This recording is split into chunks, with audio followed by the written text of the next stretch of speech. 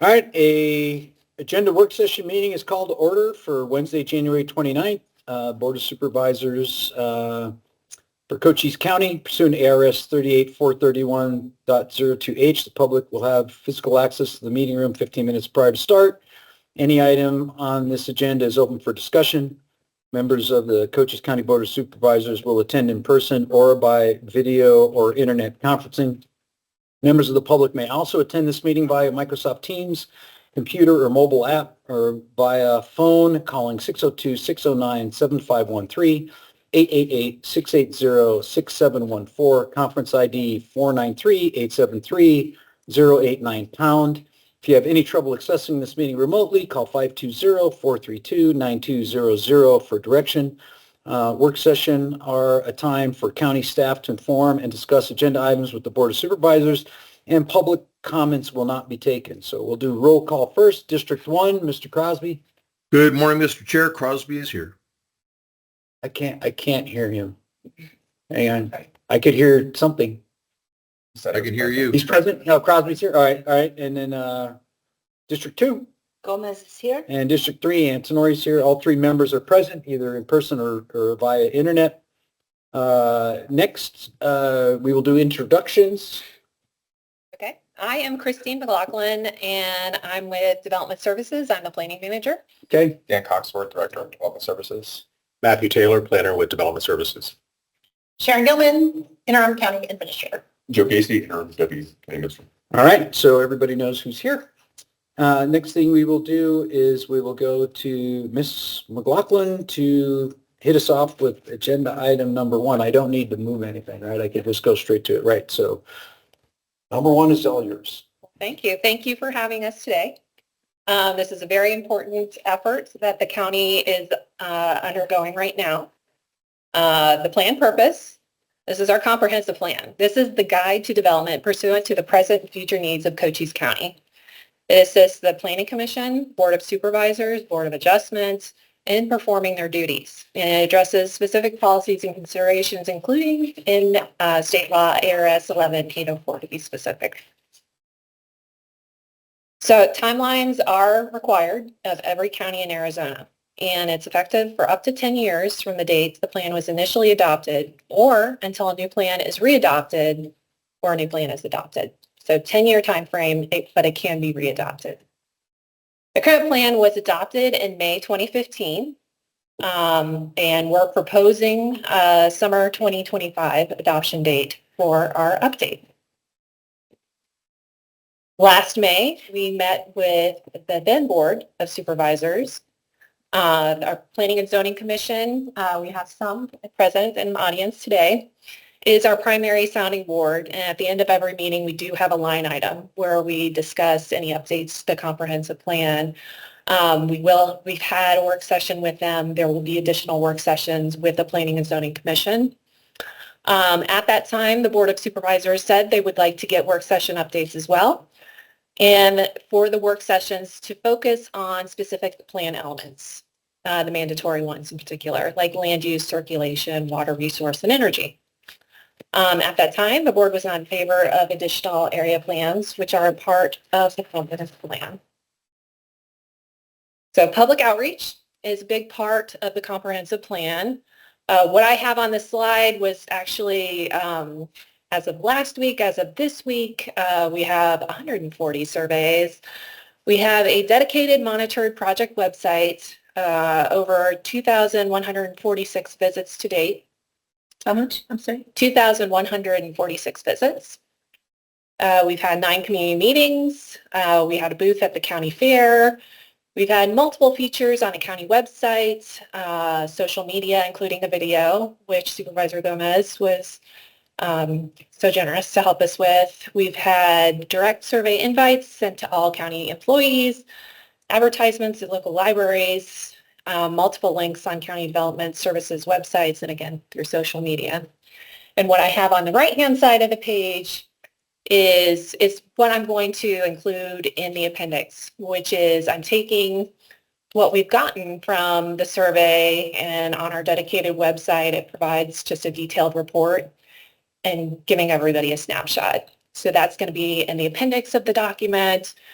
where each is just real quick visually showing who participated and what their thoughts are.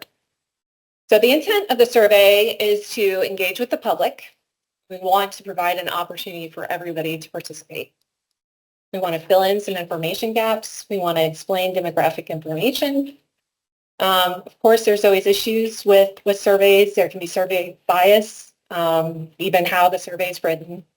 There's self-selection. Certain people are more likely to participate or not participate. Social desirability. People tend to paint themselves in more favorable terms. Status quo. People tend to Comfort say, zone. I'm comfortable with how Yeah. things are. It's tough to get people to participate. And any sort of outreach, it's time and cost intensive. So going back to how it is again presented on the left-hand side, in addition to like some of the snapshots, I'm going to have some bar graphs. We have some prioritization and ranking. So I'll have that listed again in the survey. Then we have other questions on the right-hand side. We talk about transportation in particular. So are roads able to handle traffic? Are they in good condition? Can you access property regardless of weather? So these are questions. While I'm primarily relying on things like the census data and the American Community Survey, these are things that I can't find on that. So it's, again, filling in the gaps, asking questions that haven't been asked, perhaps. With regard, let me go back one. With regard to the road question, is there any correlation to addresses on that? Because, I mean, somebody that lives in Benson, let's say, may say the roads are fine, Right. even though they're not. But Right. they may say that. And then somebody that lives out by me will probably tell you, man, the roads aren't so fine. Right. Yeah. So there's that, and we have, because of, I get these reports, and they're very detailed. And so we can do that kind of analysis. And I think before we finish the final product, I will be looking into that because, in Sierra Vista, they might be thinking of state roads. And what we want to get at is how you feel about the roads we have jurisdiction over and the ones we can influence. But it's tough. Yeah, I mean, you get a quarter of the respondents. Now, again, this is a tiny fraction of Yeah. the county. I get it. But, a quarter of the respondents say they can't get to their house when it rains, Right. right? So just, obviously, they don't live in Sierra Vista. Right. Probably not. But I mean, that does tell me maybe there's an issue and maybe that's something we look into. Does it give you, I'm sorry, you may have asked me a question. Do you get an idea, is it from district, like, say Coronado Estates, which is, we've got roads there where no people are and stuff like that? Or does it give you an idea where these people, are they from McNeil? Are they from Double Adobe, from Sunsites? That kind of Well, thing? so what we've asked is zip code. Okay, Okay. So I can get to that level. okay, That ballparks it. yeah. Yeah, Okay. it is helpful. So county demographics, again, I talk about the source of the information. On the left, we talk So about. this is just from the survey, not actually the No. demographics, okay? No, this is not from the survey. This is actually. Oh, this is the actual demographics? Yeah. Okay, So the last part was the survey data. all right. This is actual demographic data from the American Community Survey, as well as just the census. The census is constitutionally mandated. Right. For congressional appropriations. The American Community Survey fills in a lot of good information. And so that's what you're seeing here. In addition to the graphs, the pie graphs and all that kind of stuff, on the right-hand side, I pull out information that's either a little interesting, where we differ from state or national trends. In the case of median income, we are below. We're 2/3 of the average for Arizona. So that is notable. When And you that's say why. 2/3, what does that mean So exactly? 2/3, our median household income's 52,000 roughly, For family form? just for a household income. So But it'd but be- no idea that's that includes a family. No, form. it's tax return based, so it's jointly, you don't know how many kids are in there. It's a jointly filed tax return, and they may have child tax credit deductions in there, but that's, Well, generally and what they, there's also per capita as well, which I yeah, list. but they're going off of the taxable income Yeah. per And tax return. So That's what that is. 52,000 is the average household, household, and that puts us 2/3 below. Yeah, I mean, Arizona. So Arizona is about 77,000. Okay. On average. And that's artificially inflated because of the Phoenix metro area. Right. That throws that average off because salaries up there and cost of living up there are significantly higher than it is here. You know, so that without a cost of living adjustment, Correct. it's still low. Even after cost of living, I bet you it's still low. It is. And we talk Yeah. about the poverty line, we're 25% higher than the statewide level. Cochise poverty. County is 25% higher, and that must be an average, because I know Douglas is considered Correct. really, I mean, in the lower level. I think that there's only one, maybe a tribal nation that is as low as Douglas, right? Am I correct in that? That's right. Okay. You do. Okay. And then on the left-hand side, we talk about value of owner-occupied housing. Again, our owner-occupied value is significantly lower than either the state or the national average. The national average is 340,000. Cochise County is 235. Good and bad. That's why we So grow the tax base. yeah, lower property taxes, but Yeah. we do have affordable housing options in the Okay. county. We talked about educational attainment. We're a pretty educated population. We are. Maybe Sierra Vista. But When you average it out and you look at, we are. So I look at, I list our demographic strengths. We have racial and ethnic diversity. That's a really good thing. Well, You know, but you look at Douglas as 98% Hispanic. That's great. Yeah, it gives us Well, cultural richness. It's an average, Kevin. I know. I tell them there's like three different, Right. communities in Cochise County. There could be three different states, quite frankly, Yeah. Right. you Yeah. know? Right. So Yeah. it's weird when when you start, Aggregating it all Yeah, together. yeah. It Wait a minute, paints I a live in the really same interesting place. picture of the county itself. yeah. We do Okay. have an educated workforce. We got quarter of the population has a bachelor's degree or higher, Well, and we got a lot of veterans. yeah. And it's 18.6% of county residents have veteran status. That's more than that's the residual from before. And that's Help- great. helping us, That's a really good strength that we need to kind of highlight. So on the other hand, there are demographic implications. We need more accessible housing and healthcare facilities. We have an older aging population. That Man, puts I've me- heard this before somewhere. And that is what the data is telling us. Yeah, We I need know. to- Yes. I know Yeah. that's my whole problem is that, and again, I'm looking at it strictly from a tax base, right? Yeah. So in the economics training that I have, the prime earning years are 25 to 55. And that's are also the corresponding years where people have kids, where people buy diapers and go to Walmart a lot and they tend to spend more money. And then when they get to be my age and my kids are grown and gone, I kind of don't spend as much money as I used to spend when I have kids. So that reduces the sales tax revenue. My house is pretty much paid for. I'm not really, I'm at that point. I'm not buying new houses. I'm not buying a car every 3 years because my family's growing and I got to upsize a car. That demographic is what is killing us. Is not having that 25 to 55-year-old. And as we have certain cities, I won't dime them out on the public thing. We have certain cities targeting 55 and up communities. That's counterproductive to generating the tax revenue that this county needs without having to raise taxes. I mean, that, again, the voters don't mind paying taxes if they're getting the services, hence the motto of the county, right? But if that population continues to get older, that tax base shrinks.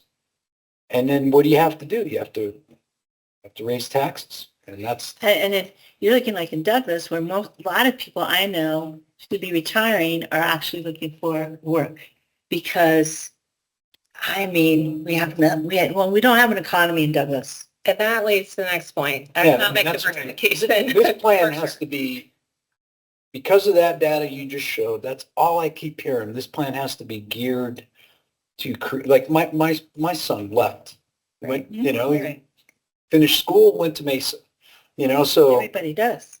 so we've got to figure out that, we got to crack that nut somehow. I mean, that is like the one big thing we got to crack is figuring out how, if we have an educated workforce, we have a veteran population, why are we not retaining the younger category of workers in Cochise County? Well, and if we look at our employment by sector, we are unbalanced and we are very vulnerable to federal government spending because We have a large number of government employees in the county.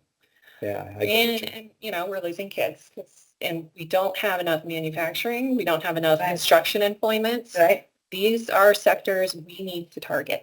And the kind of thing that I'm thinking is that then we have the problem of internet service. So in trying to get, like, my son is remote. He's now in New York. He was in Atlanta.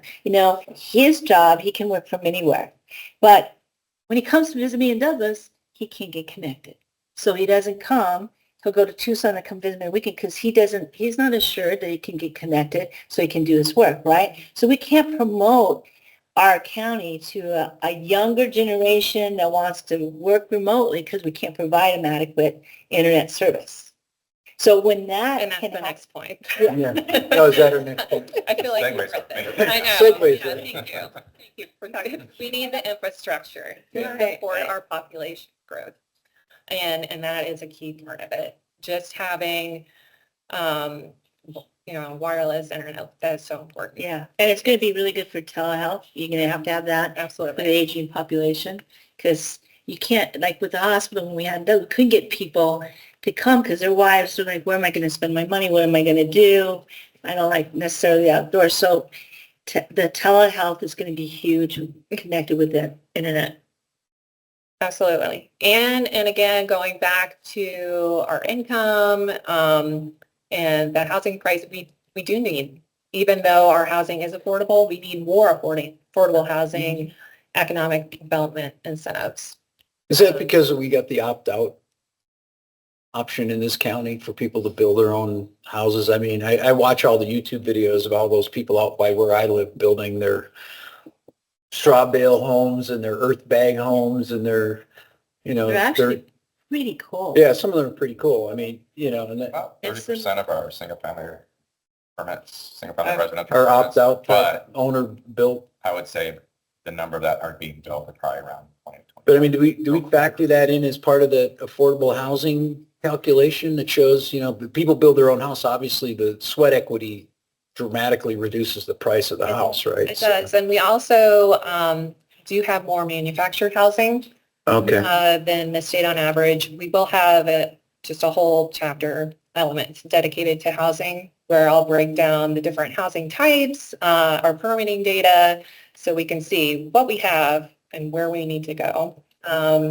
The preference for county residents, both shown in the survey and our demographic data, is for just a more rural single family sort of living, but we don't have a lot of options. We don't have condos or apartment buildings. That's just not an option. So the affordable housing option tends to be either the opt-out or manufactured homes. We're getting ready to do a housing study. We're in the process of hiring a contractor with a grant that we have that will shed a lot more light on this, a housing needs assessment and kind of a housing affordability study. More to come. So some of the key survey takeaways, and again, this is very preliminary. I will update this as we get more results, but in terms of land use, there are concerns about urban sprawl and preservation of the rural character. Housing, there's a high demand for affordable housing, single family and off-grid housing options.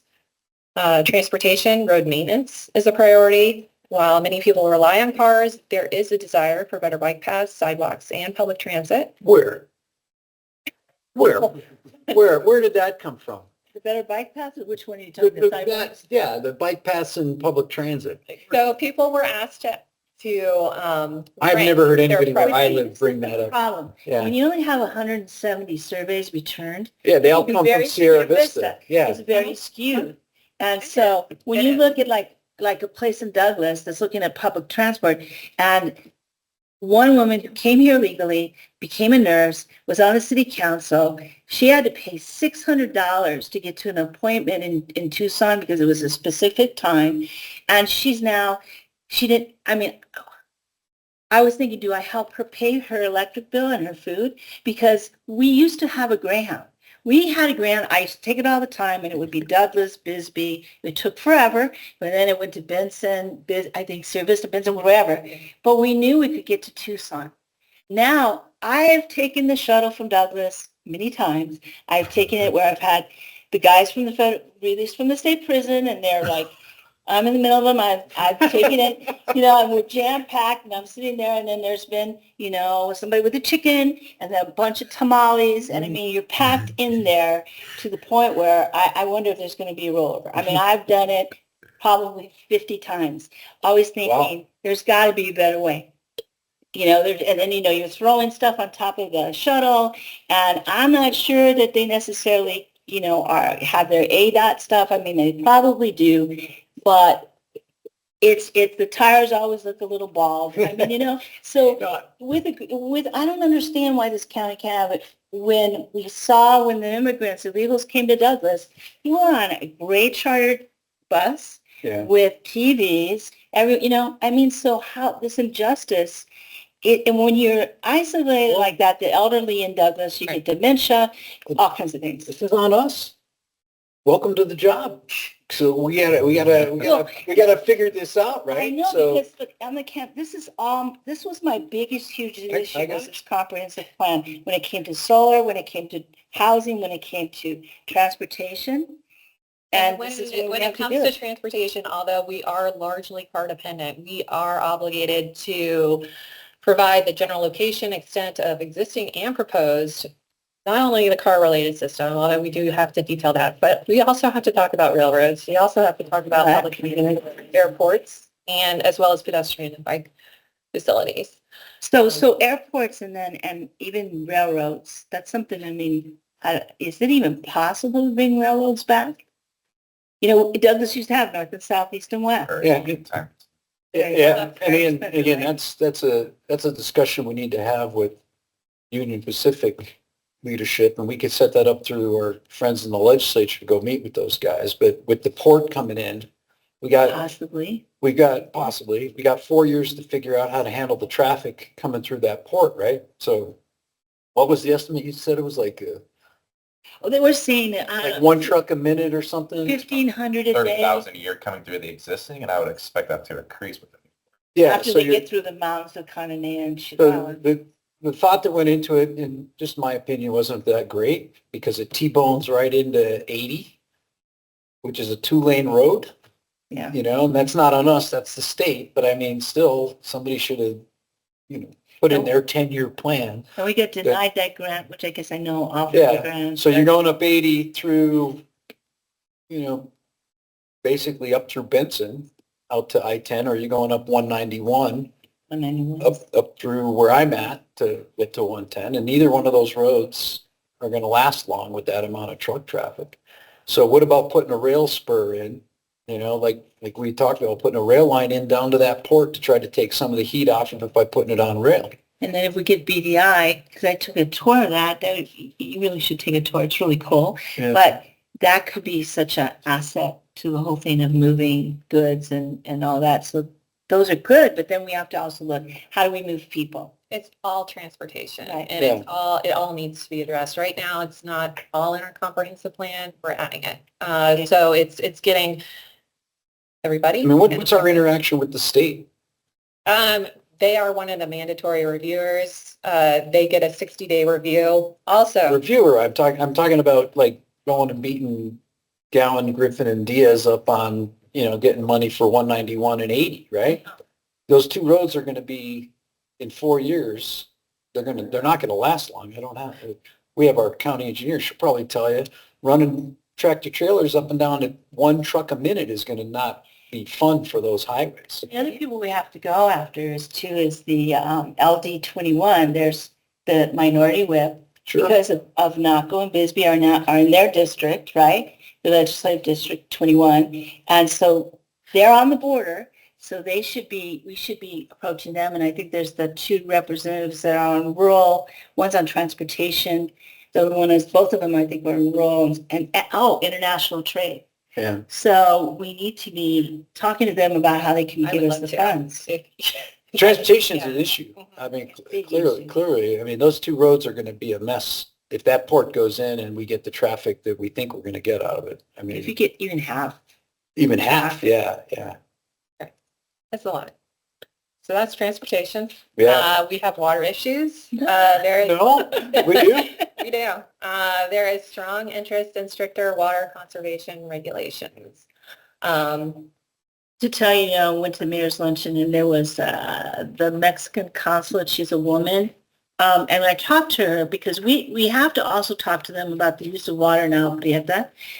That city is twice as big as our county. And it's amazing the water that they're drawing. So I'm going to talk to her, but I think that has to be part of the picture when we talk about this, is that they're drawing from that Douglas Basin. Mhm. And the water doesn't flow like from south to north. So we're like the last ones to get it. So Yeah. that conversation has to be part of the plan. If we mention it, because I hear, oh, well, it's a different country. Well, yeah, but you can still have talks, right? They do it with the Mexican jaguar and the Mexican wolf and all that conservation efforts. So at least it's in paper and writing so that we can even go and talk to them in the state, you know? Well, and we will show the watershed boundaries. Like you Okay. said, they do extend over all sorts of boundaries because Okay. they're geological as well as the biological habitats, and showing Cochise County and where these areas are and who's responsible for them. So that's something that will be addressed. Economic development, we asked about if people were interested in new businesses. We're in development services. We talk to people every day. There are some barriers to new business, including startup costs, lack of commercial space. There are some other things that were identified. So that's stuff that we can work on and help people with. With the environment, there is notable opposition to large-scale agricultural and industrial projects. And there was support for renewable energy. But Again, where is this coming from? Okay. Yeah, where is this coming from? I can tell you that right now. I mean, right here, I mean, this is my biggest thing. So the last study on renewable energy element by the University of Arizona, one study, and you said you may be looking at another Oh. study, right? We'll be looking at Was that in 2013 shows 770,000 acres of high potential for small-scale solar projects of 5 megawatts or less, and over 640,000 acres of high potential for large-scale solar projects. Too bad we don't have any sage grouse down here, you know? We could- So, Yellowstone, sorry. you know, and then I used to go to, I mean, you know, I thought that one that happened was going to happen. And it got, you know, I mean, that was a huge deal. Horace was awful. The whole project was awful. It even went against all the WHO standards, which is you should be 2 miles away from any resident, blah, blah, blah. You guys all know because I literally, this enraged me. So what happens now? So when it's in this comprehensive plan, that encourages all those kinds of people to come because look at all these acres that they're saying, what is it, 1 million something that we can put solar on? Yeah. I don't mind, and we've talked about this, can in a comprehensive plan, we say we're going to identify an area where there could be solar away from people, away from wildlife, away from, you know, the water issues, because all that one was in a floodplain and it even, you know, flooded this summer. And too bad if they're going to have to put the infrastructure, like put in a power line or transmitter line and all that. But can we do that in a comprehensive plan? And since a lot of these studies are they're quite old, I'm sure that things have changed. I mean, also a lot of people now are objecting to Chinese solar panels. What happens when they get on fire, which we saw happen in Wilcox this summer. And then we're just going to let it burn because we don't have the capacity to be able to put those fires out because you need foam, some kind of chemical foam, very expensive, and then getting the training for our first responders. So I just don't know where all these people, because I mean, you were here probably, you saw all the people that were all upset about the solar plants. And I think you got wind, don't you? And windmills? Yeah, there's some windows up there. Yeah. In Wilcox? They're pretty far north, Red Horse. I haven't seen them. Yeah, There's a huge solar right up there. yeah, I get out a lot and I haven't seen any windmills. I see lots of solar panels because the Apache plant's got a bunch of them right across the road and then they're out where between 191 and what is that, Mesquite Road that goes up. There's some solar panels. So then they're related to, there was a big solar project put in there. I don't think we're going to be seeing a lot of that anymore. I have a hunch that the funding for You know, I, solar subsidies is going to drop I in the met next with- 4 years. I think those incentives will go away, and I've asked Yeah. with people in the industry, they don't foresee solar slowing down. I recently had a meeting with the planning directors across the state, and I asked them, and Maricopa County's just booming. They've got tons of applications. First They're solar. very supportive of it. Pima Really? County the same. Well, I mean, I haven't met one person that says, yeah, I want It's a to. building up there. Exactly. That's probably what. Well, and when we say renewable energy, it's not necessarily farms. It could just be rooftop solar. No, and No, that's rooftop different. solar's fine. And a solar on your Yeah. windmill Mhm. to get your water is fine, and when Yeah. you're opt out, you need the solar anyway. But it's a very small compared to 550 acres of solar panels, 2,000 an acre. There's a But yeah, difference. so getting back to your point about potential, like showing locations, the recommendation, since this is a policy document, could be to consider developing overlays. And then the overlay would be developed in the zoning regulations. I mean, like we got right out back, right? Parking lots and Yeah. stuff, where you're covering areas that are already developed with something, and putting solar on that, that's fine. But like to her point, is like going out and blading 700 acres to put solar panels. We've had solar projects come through the process where it's just so in the middle of nowhere, nobody really cares. Yeah. Yeah, but then I think it's a good idea. And what I've heard 100% is, dedicate an area away from people who have a view, and there should be something out there. And if these guys want to build it, then they have to put the money in for a transmitter line. The reason they wanted to do that there, because it was on Central and the transmitter line is already in place. So of course they want to put it where people are because then they don't have an expense. But if they want it, then let them put the infrastructure for it. I mean, I'm very, very, as you can tell, passionate about this idea, about, I'm not a big fan of large scale solar myself anyway. If it were up to me, I'd have a nuclear power plant built here. You know how much money that would generate for this county? Look at what Palo Verde does for Maricopa County. I'm not opposed to nuclear either. Have we ever looked at that? I mean, not that there'd be any. It's not, Not doable, right? yeah, well, it's just, they won't put it out here because they need access to certain things and we just don't have it out here.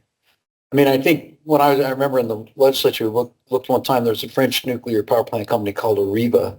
They wanted to put a dry plant in Ajo, Arizona one time.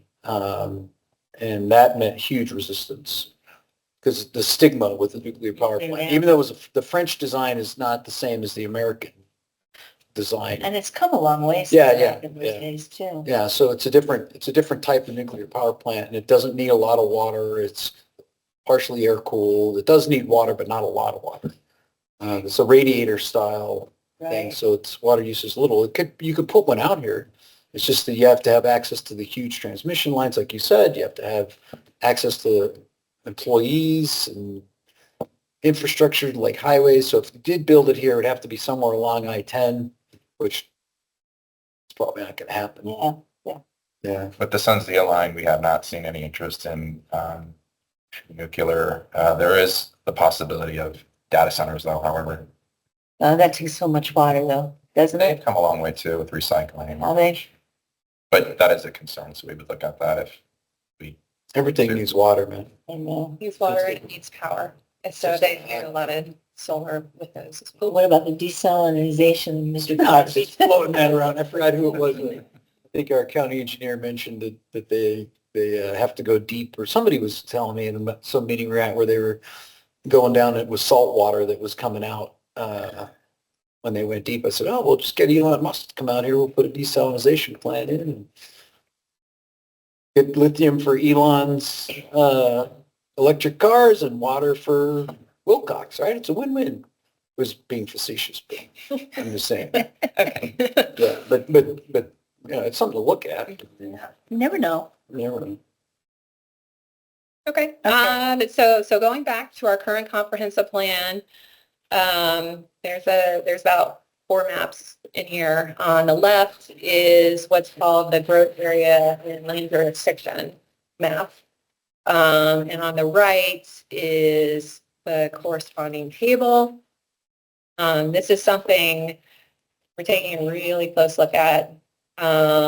And we have a draft. I did not include it on the left-hand slide, but we will soon have a draft for public review. And how it's going to correspond is to the right-hand side, where we're going to have the land use designation, the description, allowable zoning, density, minimum lot size. And this is how it's supposed to be done. So is this where the codes like for SR, like what we were talking about yesterday? It enables what zoning districts go where. So if you have high density residential, you wouldn't see a low density residential permitted there typically. Is this a good time to maybe just mention waiving the permit, or is that We- some? Let's talk afterwards. Okay, Yeah. okay. So what do the cities play in this role? Because they get to control their own zoning as well, right? Right. Individually? Yeah. Do you coordinate with them so that you're not backing up against so if they have high density residential and there's a city, the boundary line for the city, you don't put a industrial zoning in there? Depends on or- which city. What's that? Depends on what Depending, city. yeah. I know, I got it. We But look within the city's growth boundaries. So each city within their general plan shows the potential growth boundaries. For instance, Douglas, it would go all the way to the port. Mhm. Bay Acres would be included. Yeah. That's in our jurisdiction, but we'll look very closely at that and make sure we align with our general. So Bay Acres, as you know, is a mess, and it has a lot of crime. It has a lot of illegal drugs. It has a lot of stuff going on, and we're kind of responsible for it, right? I mean, it's incorporated, so it's within the county. So let me ask you something. Have you been down there recently to Bay Acres? Well, it's terrible. It's really bad. So how do you clean that up? You clean it up by enforcing the codes, which cost them, and I would say that a lot, maybe a good portion of people who are living there are not U.S. citizens, but they're using it, so they don't care. I mean, it's like, they just don't care about how it looks. But I would encourage if you get a chance, to go over there and see, and maybe if you could come back to me on ways in which we could maybe clean it up a little bit. It really is awful. We've done some things. And like Fred Townside and Protobel, we're looking at that right now for streetlights. So Yeah. there's some things we can do, but it's But I know it costs people money when we do that, but, yeah, okay. How about with the land department for state trust land sales? Do we have anything to do with that? not the sale. It's their decision as to sell, and they mostly do the urban areas, as you know, where Yeah, there's demand for development. You don't see a lot of sales here, however, How about us buying state trust land? You'd have to go to auction. There's not a provision in statute that allows a local government to purchase state trust land at the market, the comp rate at the market. We have to actually go to auction. We would have to fight the developer for that land. So I'll give you an example. I mean, I know what you're saying. I don't know if there's Here's what I'm provisions thinking, like for right? transportation or So something. you got a lot of state trust land in Benson, out that way, between Mescal and Ocotillo roads out there, right? So if we wanted to put in, we got the rail line there, we got the highway there, we got an airport there. If we wanted to put in a commercial tech park, similar to like the University of Arizona did in Tucson, right? The Keno Park there, right? They've gotten that land. Part of the trust is education gets to get dibs on. I don't know how that works. I'll have to do some homework on it. But if we were to acquire that land and then we were to provide an incentive for businesses, because we're looking for incentives to bring business in here, because as it was mentioned that the startup costs and everything associated with it, if we provided them the baseline infrastructure, a discount maybe, or an exemption for a certain amount of time on property taxes if they put in and hire so many people, kind of like the U of A does, right? And then, or we charge them like the U of A does, they charge a lease to generate revenue. Could we do that? Could we go buy 400 acres? I think we could lease it from them, but to purchase it, we can look into that. But in the economic development section of the comp plan, we could maybe go through some of the tools that are available. Yeah. Well, and their mission is to generate revenue. And so I think they prefer the bid because then you're bidding up the price of the land at the Yeah. auction. When it comes to that, I think they're more inclined to Lease it? lease it. Yeah, and they have a It's leasing still office. okay. We can do that. Lease, We doesn't come pay. through a proposal. They are supposed to lease it to the highest use. That is their mission. They're And then after a while, it gets to the point where somebody might want to buy it.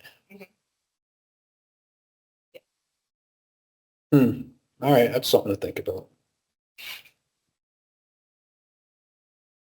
So this kind of ends, brings me to the end. And this is the part where we ask for a little direction from you guys. Is there a schedule for when you would like to receive updates? Just date certain monthly? Let me know. Are there specific topics that we want to get together and talk about a little bit more? And then just any other feedback or direction for us. So let me start out with, I think Jane was telling me, which one, that there were about 8,000 views or something like that on the video I did. And I plan, Oh, wow. yeah, I plan to, and I think it was a lot more. I think it was maybe 10,000. Yeah, 10,000. And so I think it doesn't hurt if you did one and geared it to, District 3, and then Tom did one, because service is going to be different than the rest of the county, And I think what we need to do is really push the rural response. Otherwise, service, I don't know. Yeah, I can tell you right now, just by looking at that Yeah. response is coming from two areas. And so I encourage that, and part of this has been my fault because it's been inundated with all this other stuff that I haven't focused, but I want to talk to the Douglas mayor, get all of his city people, there's quite a few city people, to fill out a survey, just like, hey, you got to do it, so we could look at that. And then I want to do real push in my connections on the different social media that connections I have, and just everywhere I go. You would talk about maybe even doing it, at farmers markets. I think I talked thinking about, I'm going to reach out to some of the churches that I know. There's 40 churches in Douglas, and just anything that happens. So then explain to me now where the Planning and Zoning Commission is on this. I mean, I think I was at one meeting, maybe it was in August or September, where it was their first kind of meeting about it. And They come under you, right, Dan?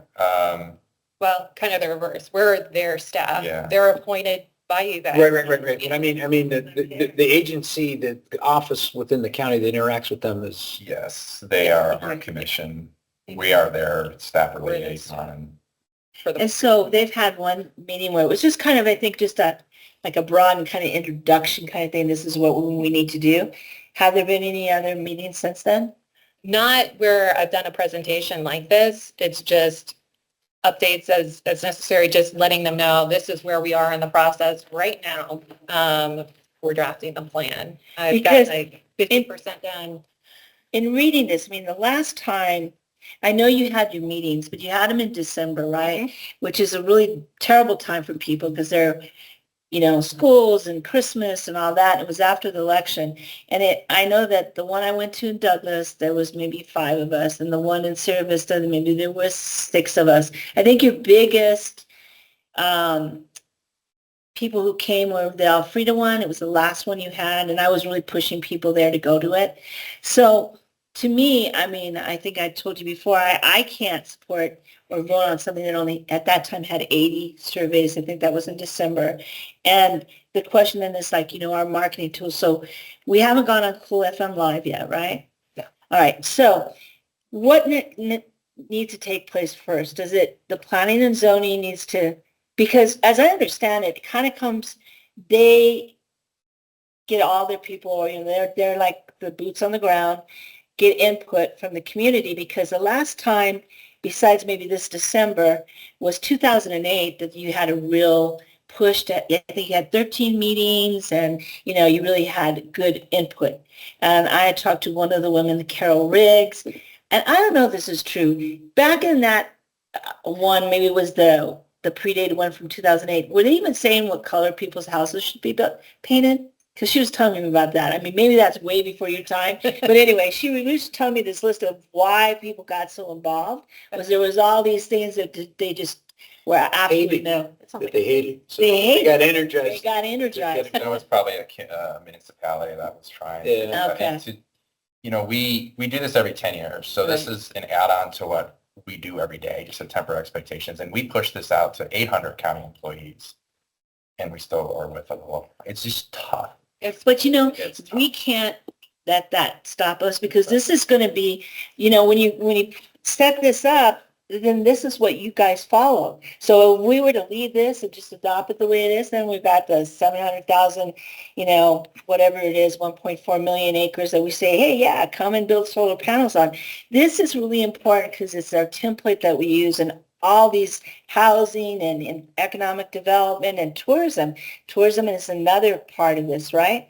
And that's a huge thing. Like, the Red Redemption video. I'm going to talk to those guys next week because I want them to come down to Douglas since Tombstone is a little iffy about, him doing his sci-fi. But this video, everybody in the world knows about it who's under like 40 years old. My kids were like, oh, I know that. And they come and 9,000 people came to Tombstone when they did it. They raised their hotel rates from whatever it was to $800 a night. This soap was sold out.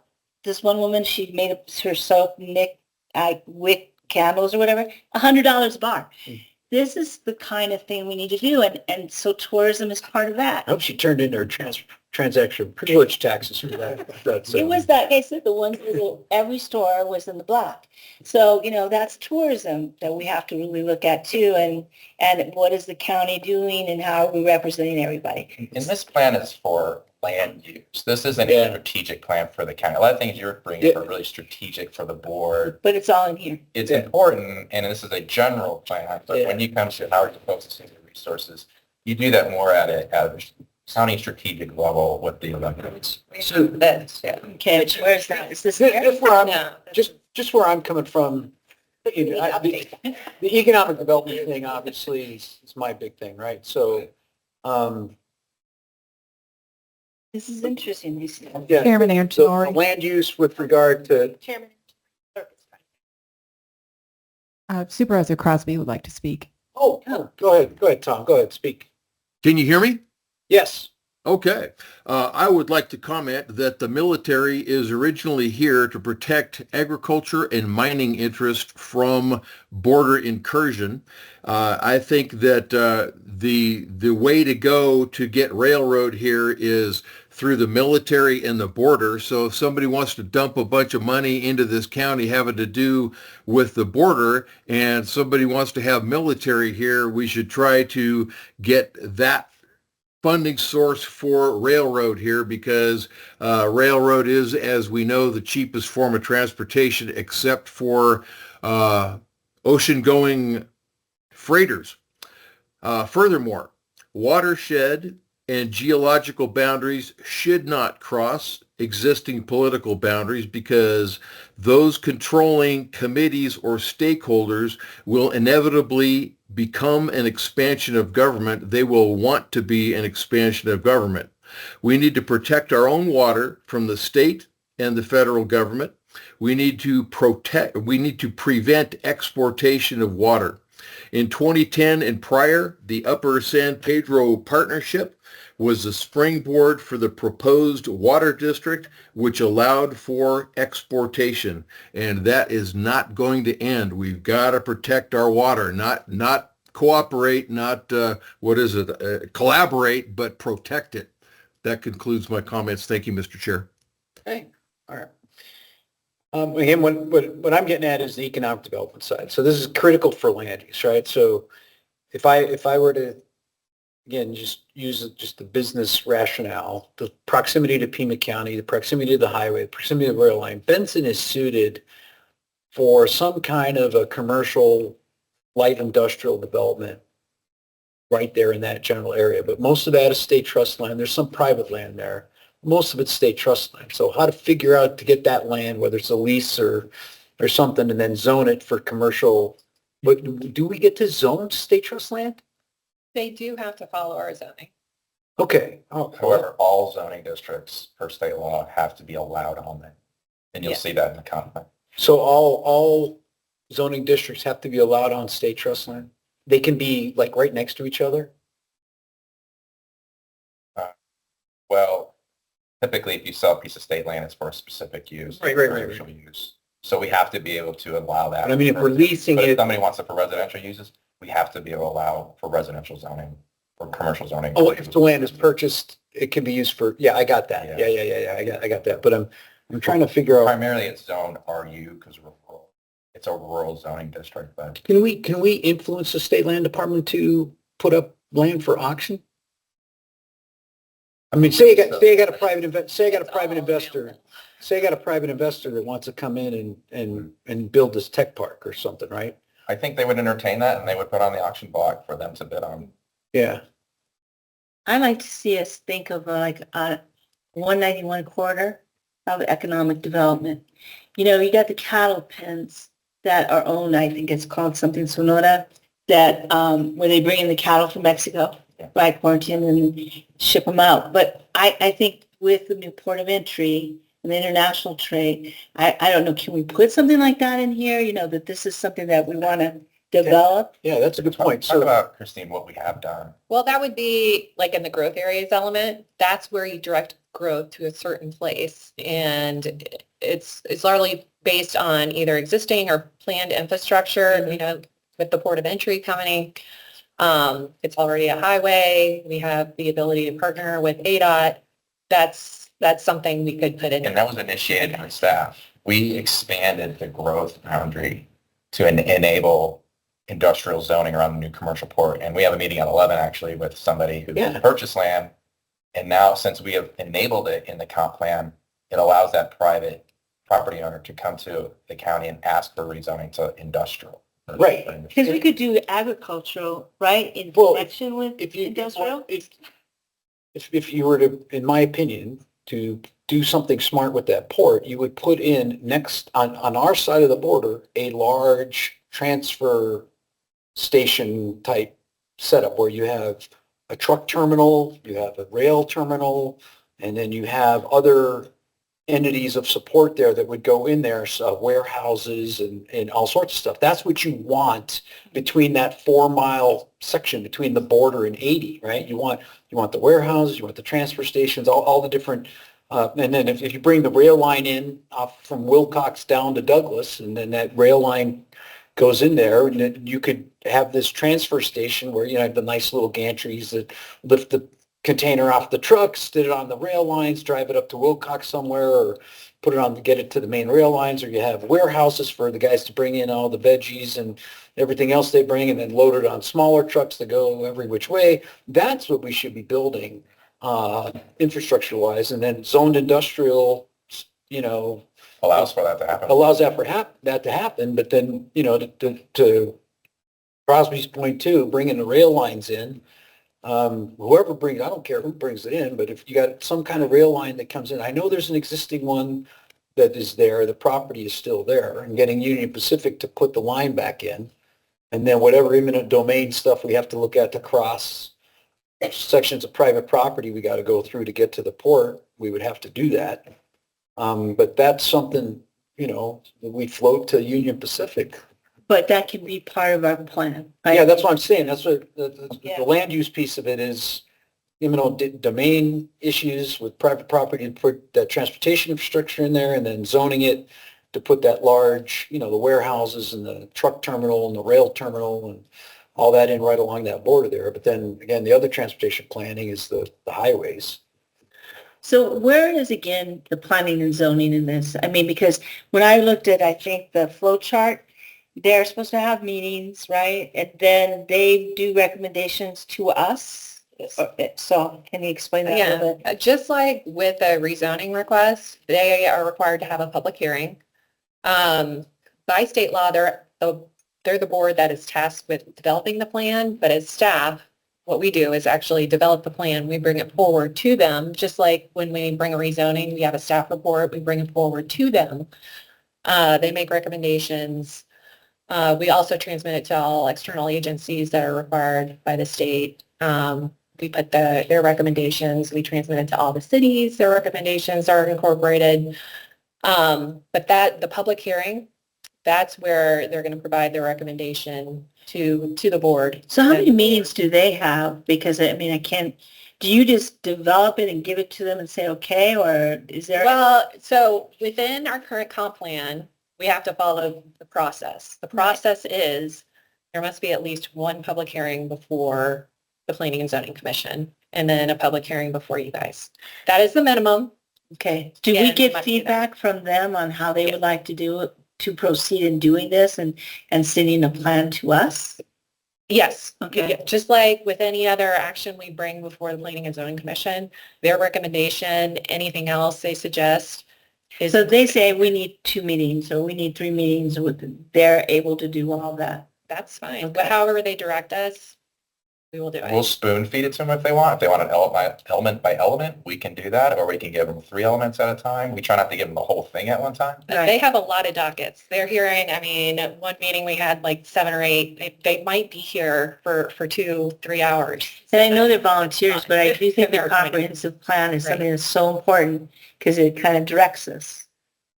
So So is James Ranch Road the road that goes to the port?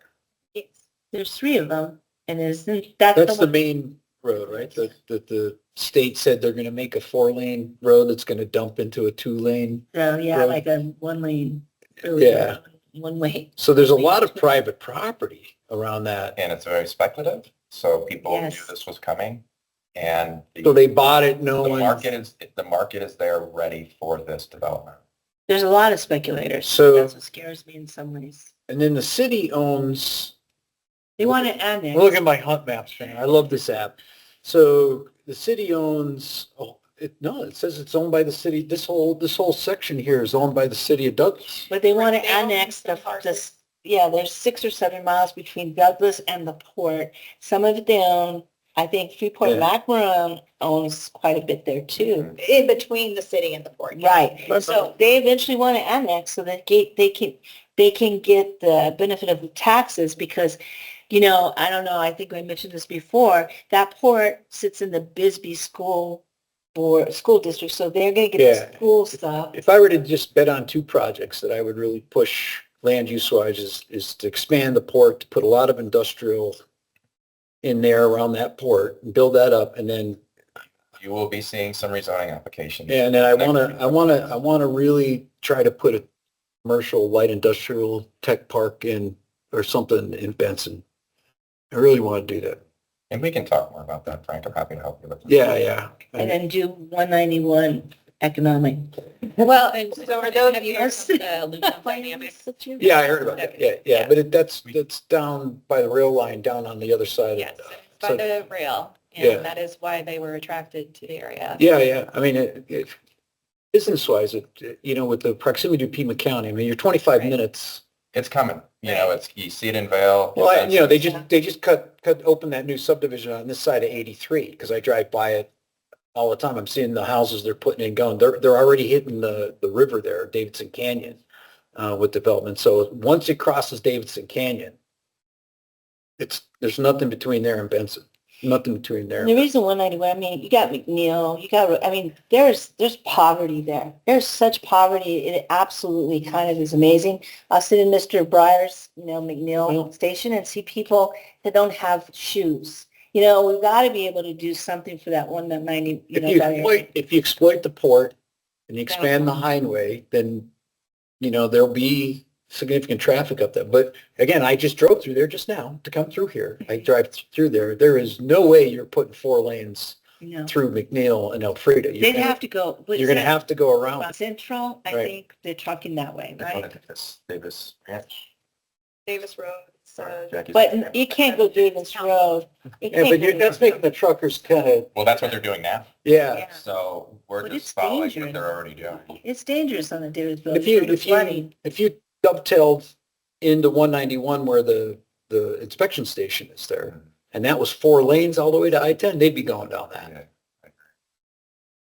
I mean, And 191 is federal, right? State. state. State. Yeah.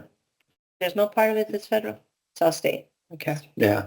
But I mean, that's, So there's an if agent. you were to put the money into widening the highway, that would be the highway. Yeah, 191 that would would be be, That's the straightest shot to I-10. The warrants have to be there from an engineer perspective, so it's usually too late at that point. We already have the truck traffic, and then ADOT will respond with response. ADOT's got to really, but then the problem is Elfrida and McNeil. That's. Well, I think when Central kind of goes behind them, Yeah, and then you could, well, Central would go behind Double Adobe and McNeil, and then hit Alfreda right at the northern part and go up, which I think Alfreda people would be fine with, but at least it would be bringing, especially if you put a truck stop there with Circle K. but then you could get people who have, I mean, the agriculture, the cows, coming. It's amazing what I hear could come through the cattle pens. I mean, I was amazed to see the huge gate that they opened. Yeah, up. That's what I want to do. You, If I can get the land in Wilcox to build a cattle processing plant. that would be unbelievable Yeah. for just that. What zoning would that be? That would be industrial too, right? If you put a large, Or by right. slaughterhouse processing Yeah. facility. Probably need an HI type of. Yeah.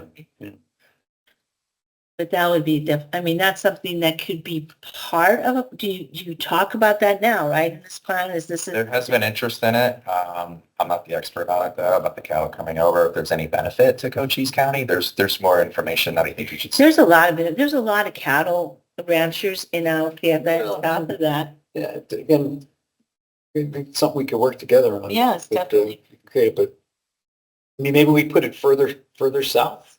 Well, the cattle pens are, oh, you mean the slaughterhouse? Yeah, but for move it, maybe somewhere down, but then we got to deal with Kansas settlement and all that stuff. You don't think the Riverview people would be, Oh, they would be thrilled if you put a cattle processing, because they send 5,000 cows a year to Phoenix to get turned into hamburgers. So if you put a cattle processing plant, if you're thinking about bringing cattle across from Mexico, we would have to optimize where that best location is. because the gates are there and they have you seen the pens? I mean, it's really incredible. Yeah, I'm just spitballing, but Yeah. we'd have to, But couldn't you're you going to get a lot of opposition though. I'll tell you right now. on a slaughterhouse? If you put it outside of the I-10 corridor and move it down, that all those folks down there. Well, could you have it up there and then we would just be able to access it? You have the If we cattle. put it on rails, if we had parts where we put the cattle on rail lines and. Because I think they too have to send their Yeah. cattle to be slaughtered in Texas. Yeah,